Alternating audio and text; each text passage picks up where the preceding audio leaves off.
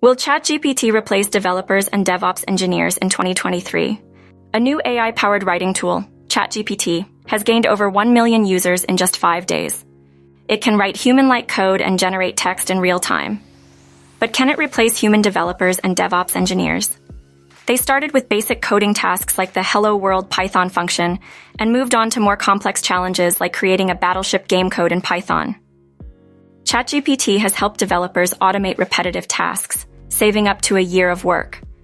It has also been used to reduce cloud costs and optimize AWS cloud infrastructure. While it may not replace all developers and DevOps engineers, it can streamline routine tasks and improve overall productivity. AI is unlikely to completely replace DevOps engineers due to several reasons.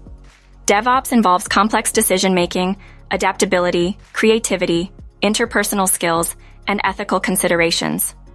These are areas where AI may struggle to replicate human expertise.